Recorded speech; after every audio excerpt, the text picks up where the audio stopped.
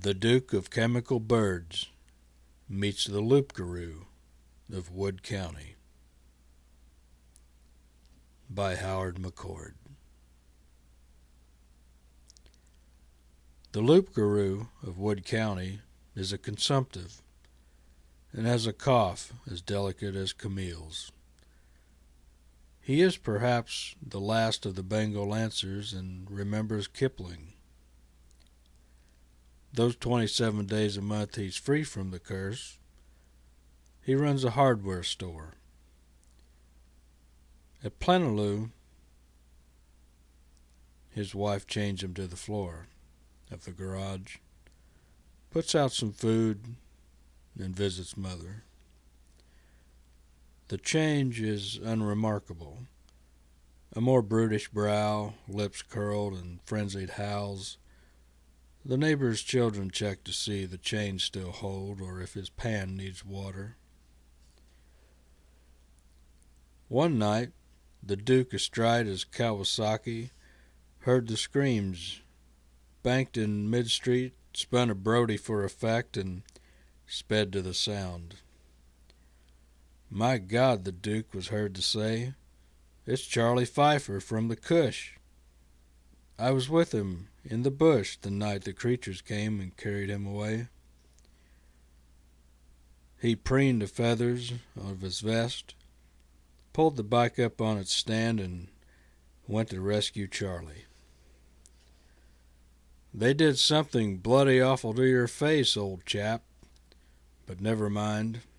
Hold still while I cut these chains."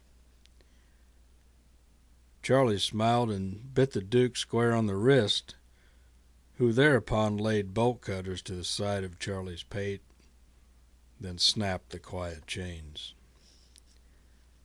The Duke propped Charlie on the pinion seat, balanced like a sack of wheat, and headed down the interstate toward Dayton. At just about North Baltimore, the wind woke Charlie up.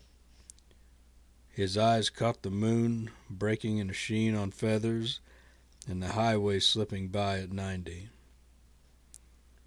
As neither man nor wolf had ever ridden on a motorcycle guided by a blue-feathered bird, he came alert and howled.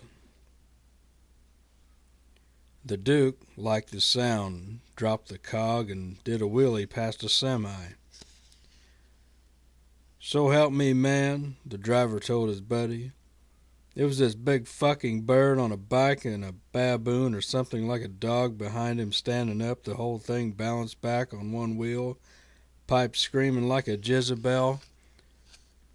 Then they went out of sight to I don't know where, and never saw a thing like that before or will."